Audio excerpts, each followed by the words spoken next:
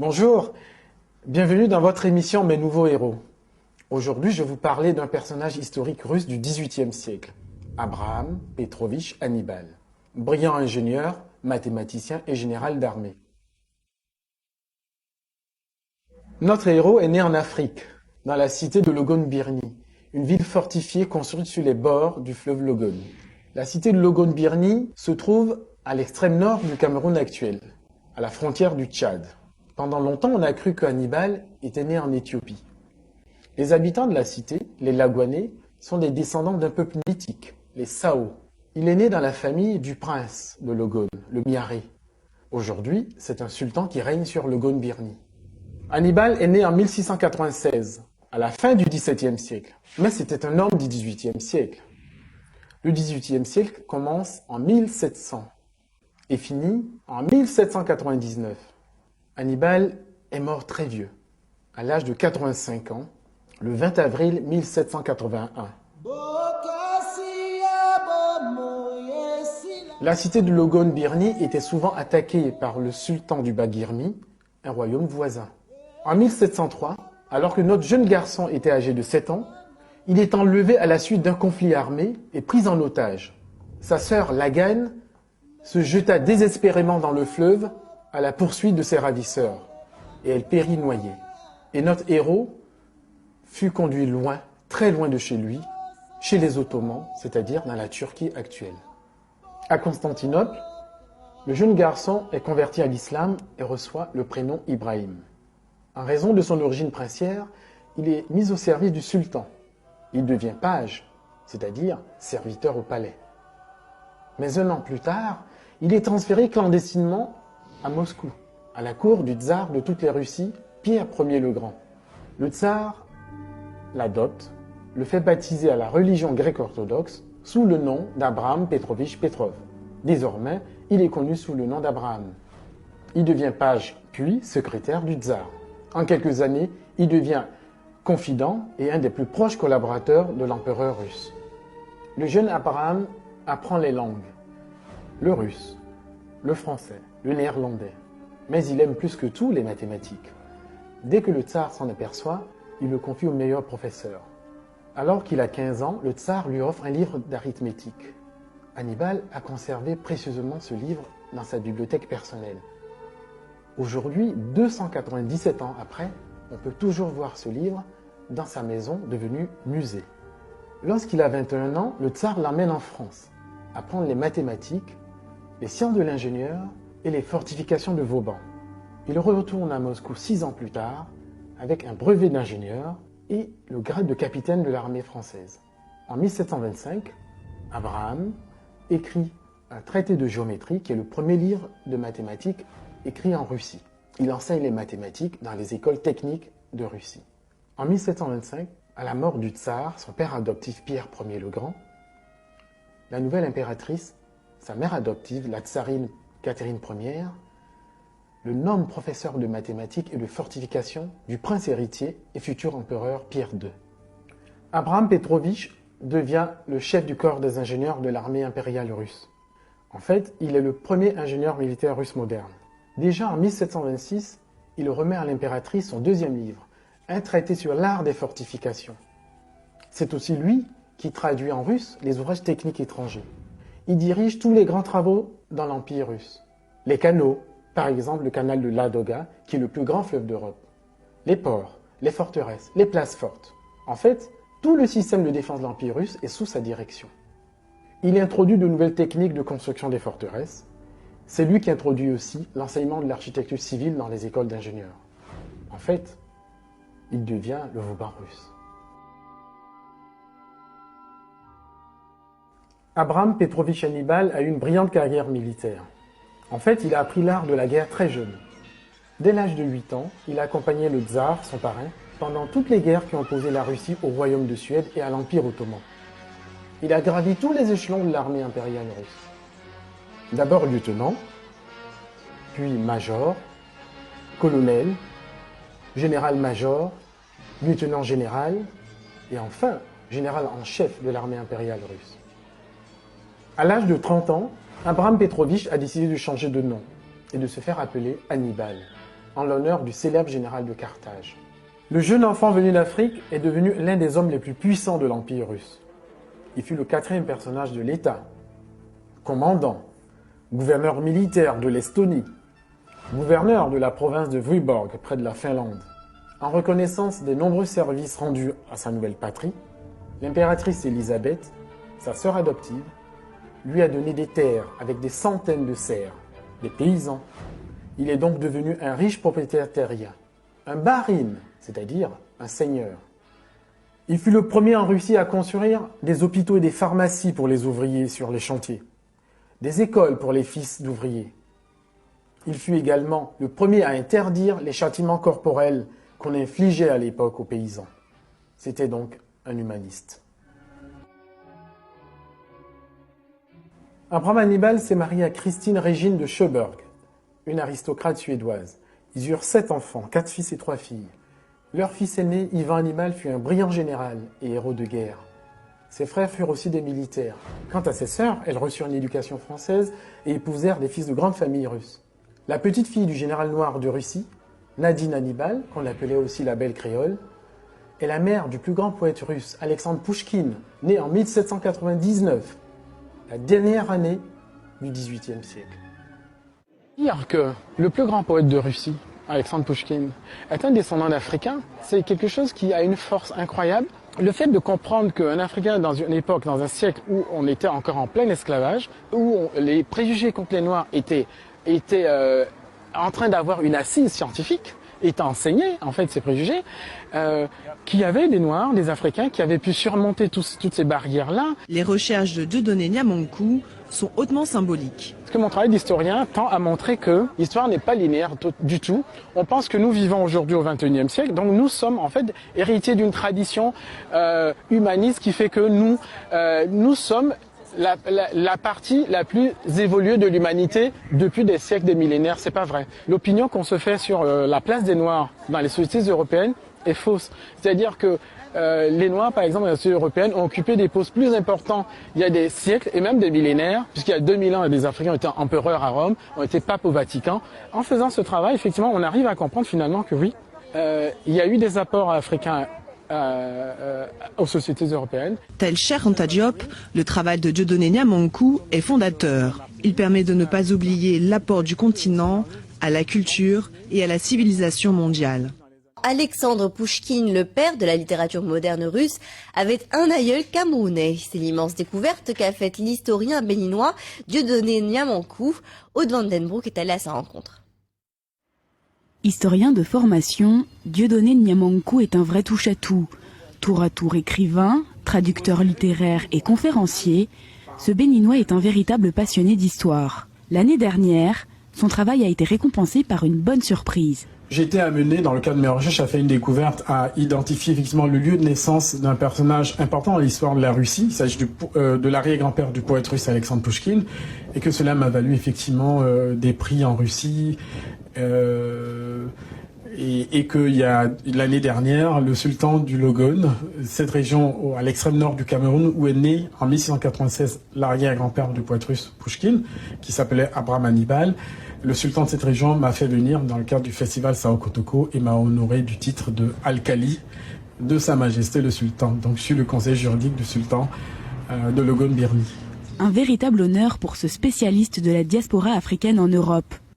Dieudonné Niamonkou, vous êtes historien et homme de lettres. Vous êtes aussi l'auteur d'Abraham Hannibal, l'aïeul noir de Pouchkine.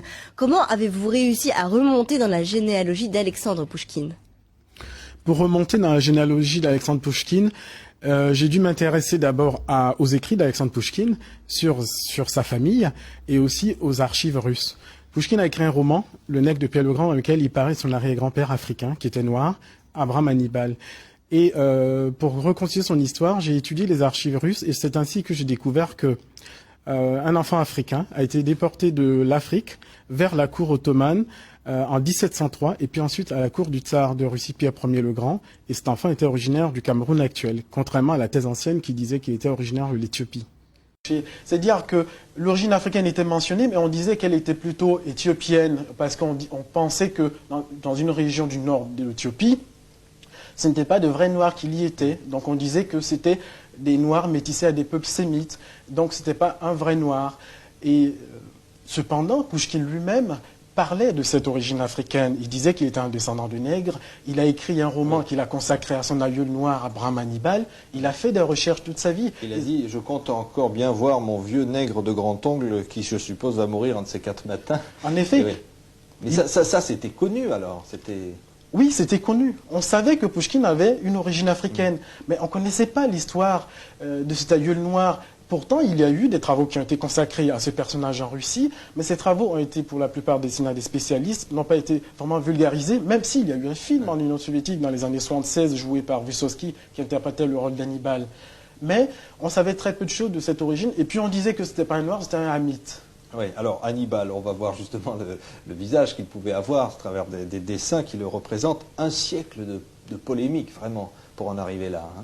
En effet, contrairement à l'opinion de Pouchkine qui disait qu'il était un descendant de nègres, de nombreux auteurs ont dit non, Pouchkine s'est trompé, son aïeul noir n'était pas noir, ouais. En fait, il était un demi-noir, il n'était pas un noir. On vient de le voir là à l'image, c'est pas évident, hein, oui, Hannibal.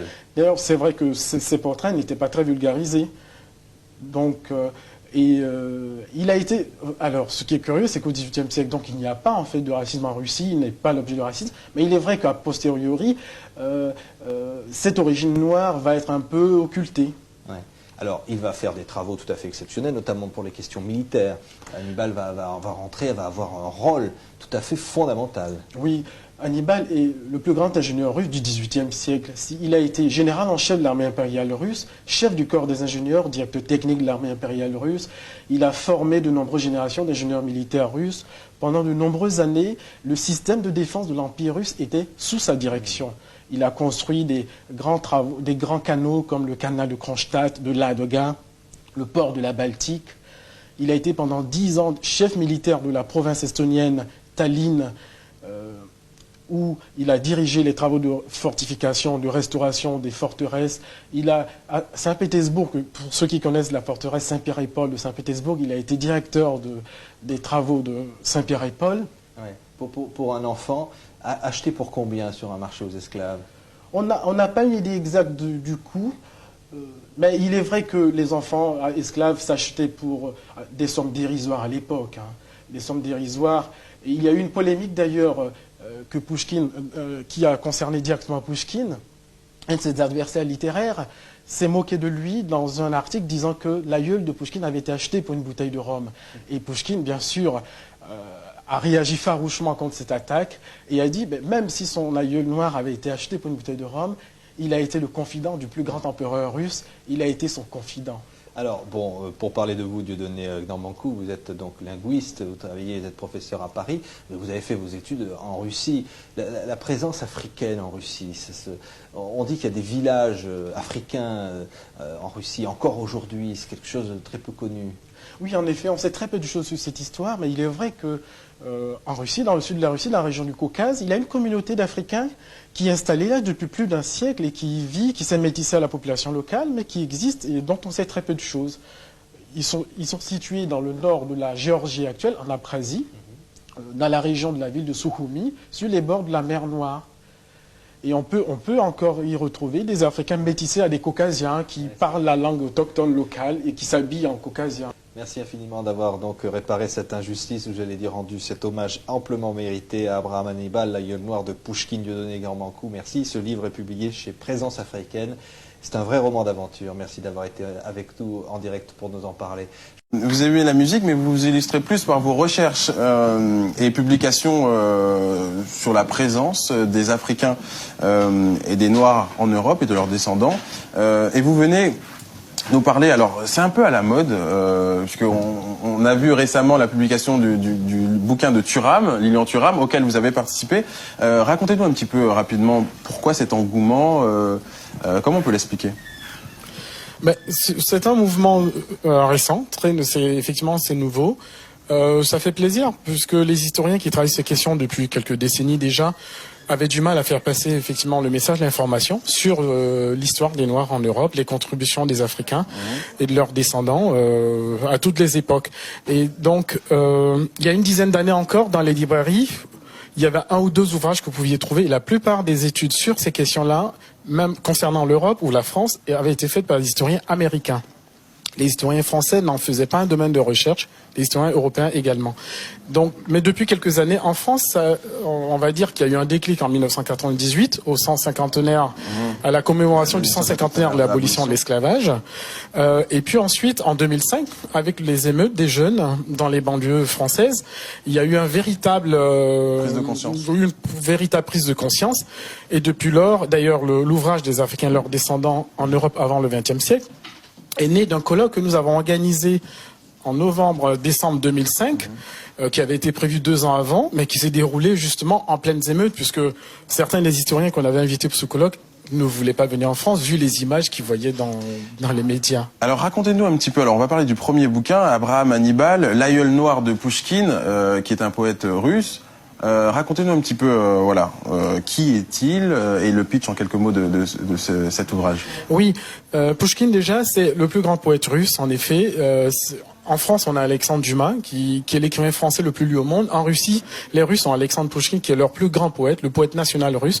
Il se trouve que, comme en France Dumas, en Russie, Alexandre Pouchkine est d'origine africaine. Il est l'arrière-petit-fils d'un Africain, Abraham Hannibal, donc à qui j'ai consacré cette biographie, qui a vécu en Russie au XVIIIe siècle, qui est arrivé enfant en Russie, qui est mort à l'âge de 85 ans en 1781 et qui a été le 4e personnage de l'État russe. Il a été général en chef des armées, chef des fortifications, c'est l'équivalent du Vauban de l'Empire russe du XVIIIe siècle. Alors je sais que ce bouquin a donné lieu à un certain nombre d'aigreurs, en tout cas de remous, et vous avez même été victime puisque d'une agression en vous rendant là-bas. Expliquez-nous. Oui. Pourquoi et puis l'agression. Il se trouve que Alexandre Pouchkine étant le symbole que les Russes considèrent comme le symbole de leur identité, on lui avait attribué une origine lointaine africaine, mais pas éthiopienne. Parce que pour les Russes au XIXe siècle, et même encore jusqu'à une époque récente, l'Éthiopie, c'était pas le monde nègre, c'était pas les Noirs, c'était pas les Africains. Parce que l'Éthiopie est chrétienne de religion orthodoxe, comme les Russes.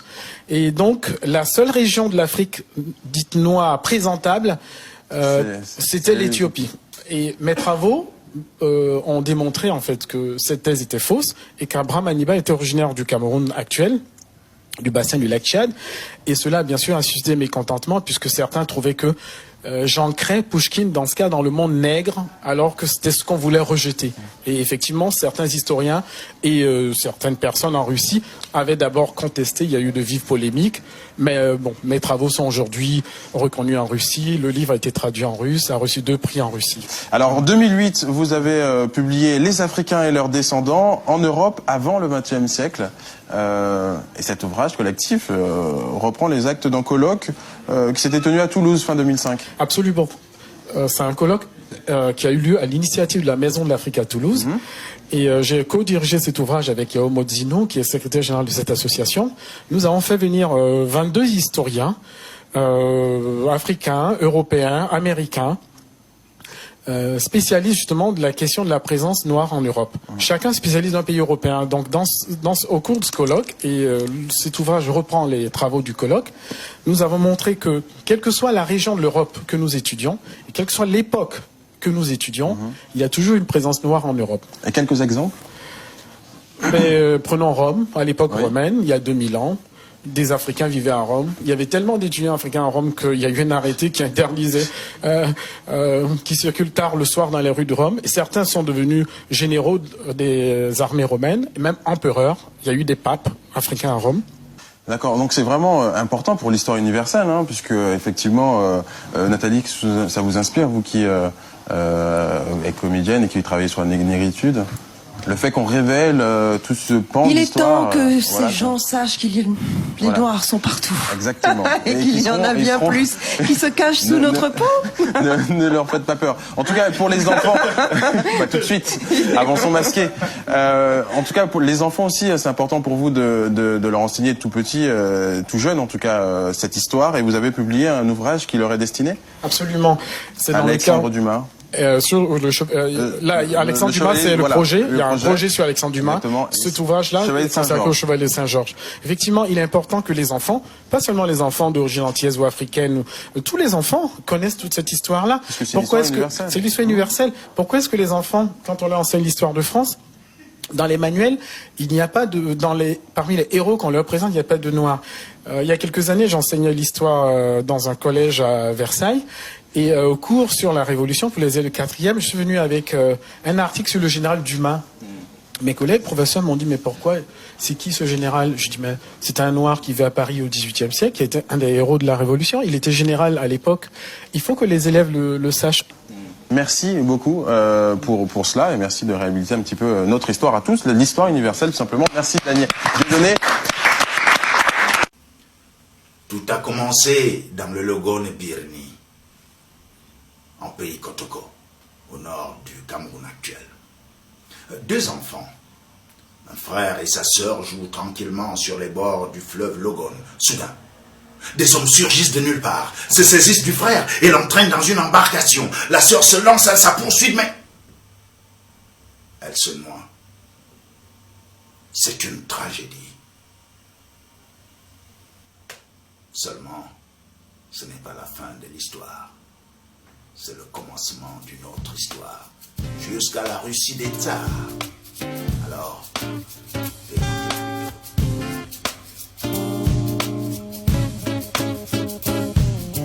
18th century in the Russian Empire. One of the leading figures is an African man. See him standing tall upon the high wall, heading entire defense of this great empire. Military leader, eminent mathematician, talented diplomat, hydraulic engineer, fortification expert, chief administrator of the Ladoga Canal project, and of the commission of works in Kronstadt and the Baltic port.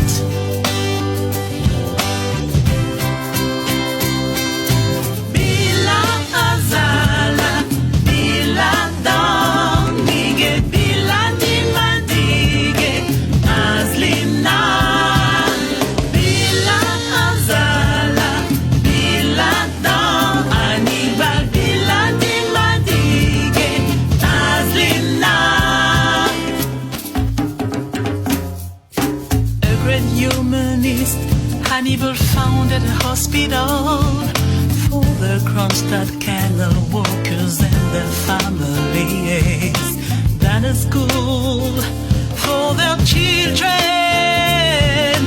Ooh, yeah. Prohibited corporal punishment and abusive exploitation that prevailed in serfdom.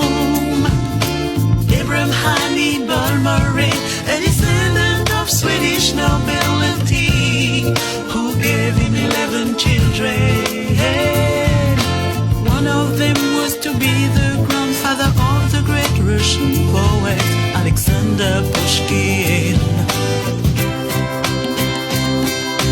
Bila Azala, Bila Dam, Nige, Bila Dimadige, Azlina, Bila Azala, Bila Dam, Hannibal, Bila Dimadige, Azlina, Bila Tu, Bila Azala, Bila Tu, Bila Azlina, Bila Tu, Bila Azala, Bila Tu, Bila Azlina, Hannibal, Bila Azala, Bila Dam, Nige, Bila Dimadige, Azlina, Bila Azala, Bila Dam, Hannibal, Bila Dimadige, Azlina.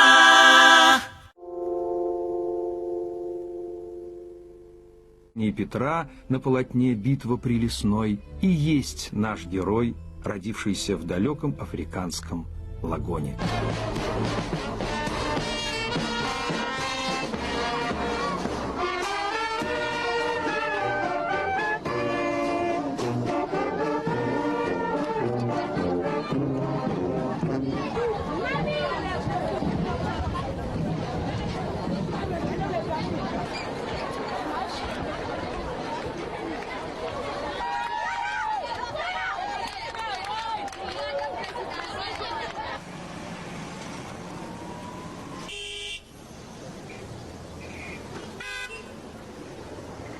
moi je veux.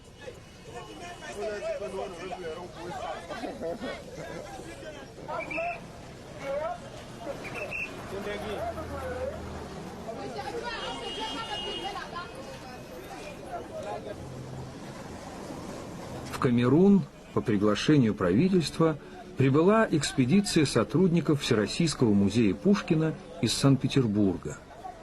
Было решено снять фильм о предполагаемой родине знаменитого африканца.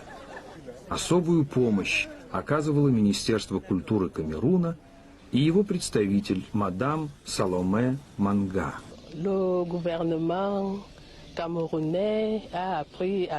Правительство Камеруна с большим удовольствием узнало об открытии профессором Дьедане Гнаманку камерунских корней великого поэта Пушкина. Мы были очень счастливы узнать, благодаря вашим исследованиям, что Ганнибал – предок Пушкина, камерунец. Я хотел знать, откуда, из какой части Африки он происходил. Сначала я думал, что это Эфиопия, но поиски не привели меня к цели, так как там нет города Лагон. Потом я нашел княжество Катако, которое называлось Лагоном. Оно находилось в районе озера Чад и существовало во время рождения Ганнибала, то есть в конце XVII века. Пора покинуть скучный брег мне неприязненной стихии, и средь полуденных зыбей под небом Африки моей вздыхать о сумрачной России, где я страдал, где я любил, где сердце я похоронил. Мы наконец-то приехали в Камерун. Находимся на той земле, где больше 300 лет тому назад родился прадед Пушкина, Абрам Петрович Ганнибал. Так давно хотелось вообще побывать здесь, в этой стране, в Камеруне. Я уже больше 6 лет мечтал о том, чтобы быть здесь, посетить эту страну, узнать северную провинцию, родину Ганнибала. И вот, наконец, мы приехали. И через несколько часов мы уже скоро прилетим на саму родину Ганнибала, в город Лагон-Бирни.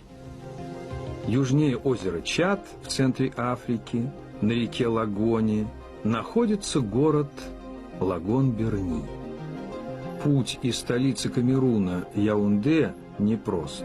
Сначала самолет до города Гаруа, затем до города Маруа по автостраде, и дальше через национальный заповедник Ваза до Куссыри, и уж потом по грунтовой дороге вдоль берега реки Лагоны.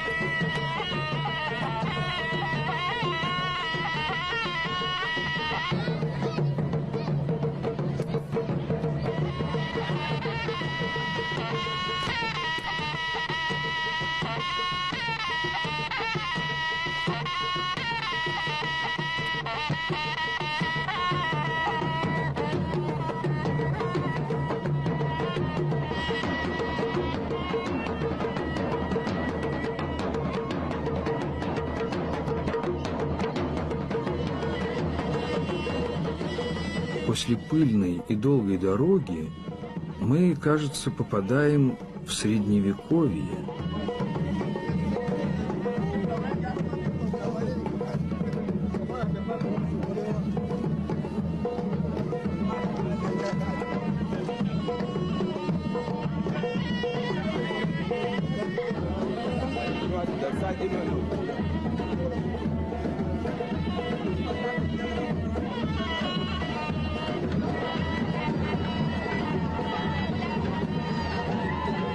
торжественная встреча, кавалерия, обрядовые танцы, ожидание выхода султана и его появление в окружении свиты и стражи.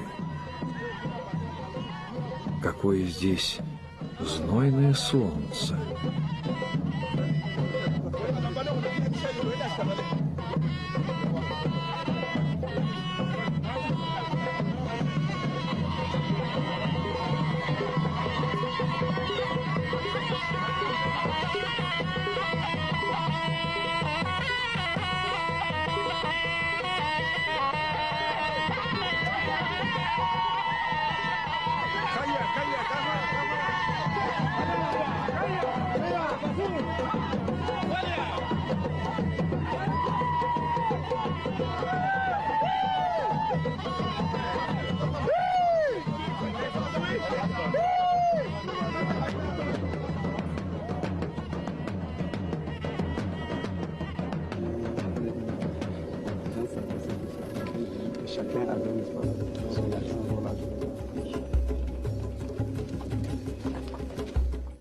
Un réel plaisir de prendre part à cette mémorable cérémonie, à savoir l'hommage rendu à l'affaire au général Abraham Hannibal, l'aïeul noir du poète Alexandre Pouchkine.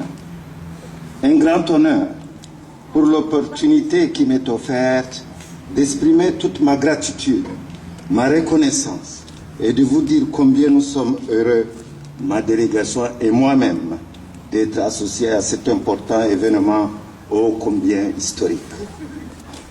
Un grand plaisir d'être parmi vous dans cette belle ville de la Fère qui accueille Abraham Hannibal et qui lui rend hommage ce jour.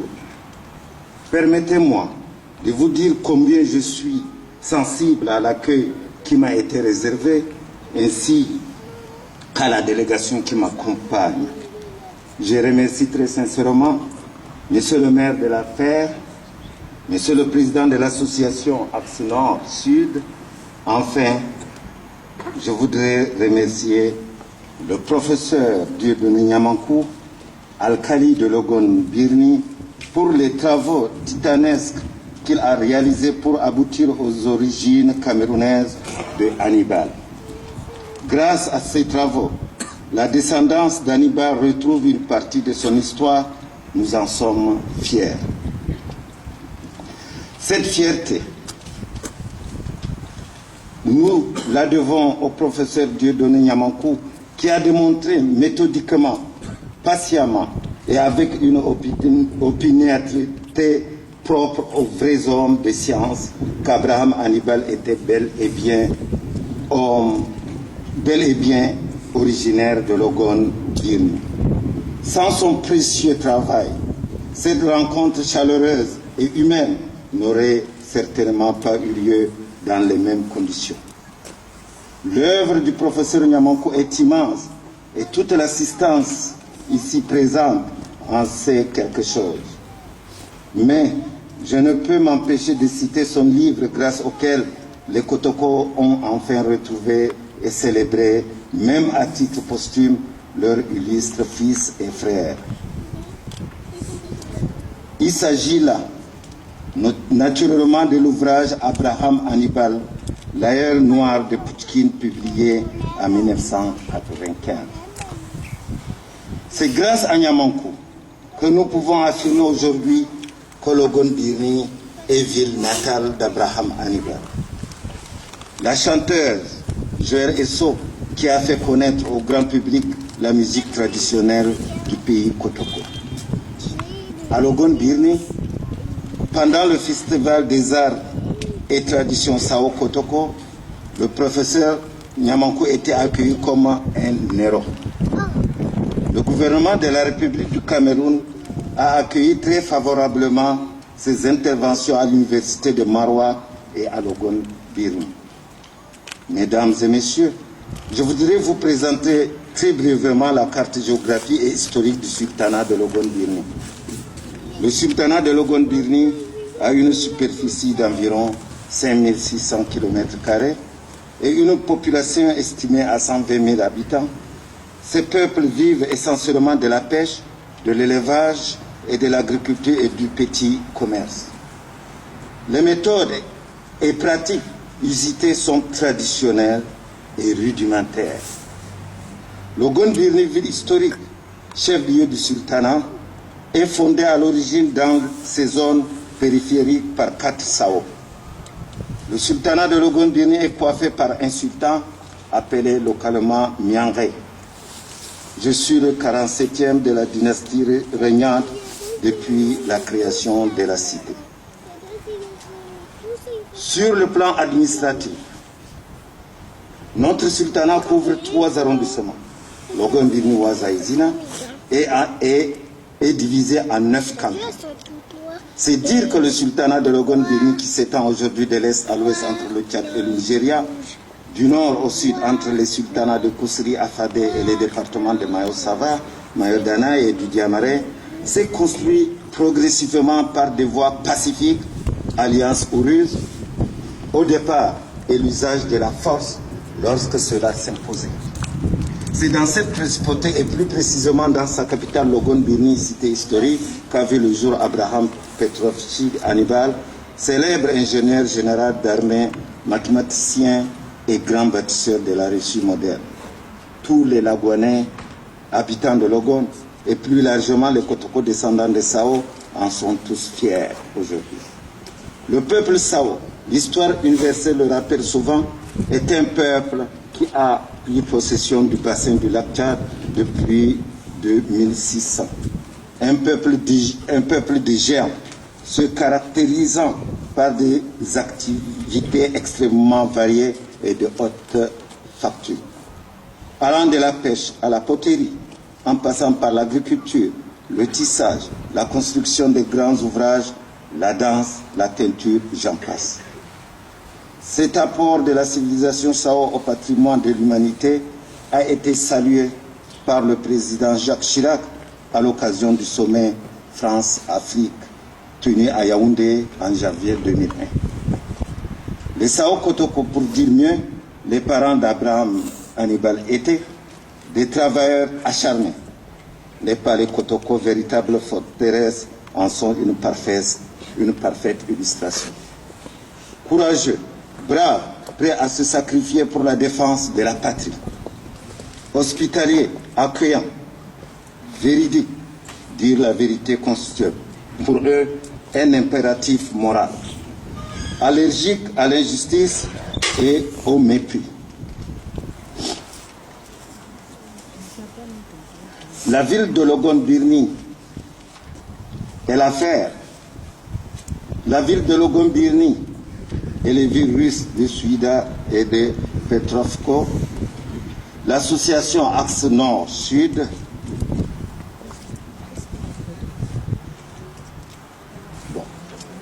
vous m'en excusez, général grand, bien bâti, charismatique, ce qui les amenait difficilement à résister à la tentation d'aimer ou d'être désiré. Ces qualités, je ne m'en doute pas, ont été développées par Hannibal et Pouchkine. Excellences, mesdames et messieurs, l'Ogon Birni, ville natale d'Hannibal, a été aussi le centre de la lutte menée par le docteur Eugène Jamon contre la maladie du sommeil sur la colonisation française. C'est également dans le sultanat de l'Ogon Birni que le général de Gaulle a eu les secours les plus décisifs lors de la catastrophe de son hélicoptère à Zagara dans le parc national de Ouaza en 1940 pendant la Seconde Guerre mondiale en provenance de Douala pour Fort-Lami, actuellement Djamena. Il y a des coïncidences qui méritent une attention particulière. L'affaire célèbre cette année Hannibal. La communauté Kotoko rend hommage à Hannibal à l'occasion de son festival. L'ambassadeur du Cameroun a reçu son Excellence Papa Saleh et Kotoko du département du Logon et Chari. Que de coïncidences qui augurent des lendemains meilleurs. Lors de la 4e édition du Festival des Arts et Traditions Sao Kotoko, organisé cette année du 2 au 6 juin 2010 à l'Ogon Birni, un musée a été construit et unanimement la communauté l'a baptisé Musée Abraham Hannibal. Le professeur Niamankou a été intronisé Al-Khali de Logon Birni. Une conférence sur les origines camerounaises de Hannibal organisée à l'université de Maroua. Cette manifestation a connu la participation de plus de 15 chefs traditionnels du Cameroun, du Tchad et du Nigeria. Je voudrais saisir cette occasion pour appeler à un tissage de relations d'amitié, de partenariat, de jumelage entre la ville de Logon Birni et l'affaire, la ville de Logon Birni et les villes de Luce, de Saouida et de Petros-Co, l'association Axe Nord-Sud et l'association culturelle Sao Kotoko. Je ne saurais terminer mon propos sans vous inviter à visiter le sultanat de Logon Birni notamment.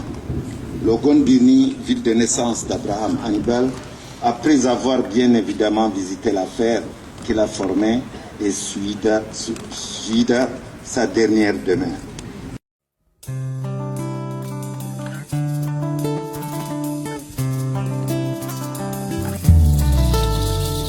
Pushkin, sin nadежды, дочери Осипа, сына Ганнибала, сына Мяребруа.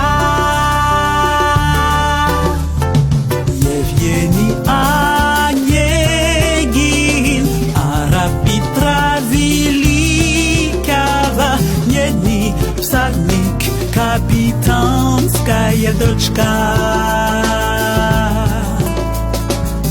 Египетские ночи, пиковая дама, Анчар, Борис Годунов, повести Белькина, метель, деревня, Руслан и Людмила. Моя радословная начало автобиографии. Великий русский поэт Пушкин, сын надежды, дочери Осипа, сына Ганнибала, сына Мяребруа. Воспоминания в царском селе, станционный смотритель, Чадаеву, красавица, кавказский пленник, поэт вольность. Я вас любил, любовь, и еще, быть может, мой первый друг, первое время чумы Полтава. Пора, мой друг, пора, под небом Африки моей. Пора, мой друг, пора, под небом Африки моей. Пушкин, сын надежды, дочери Осипа, сына Ганнибала, сына Мяребруа. Пушкин, ура, Ханнибал. Пушкин, сын надежды, дочери Осипа, сына Ганнибала, сына Мяребруа. Пушкин, ура, Ханнибал.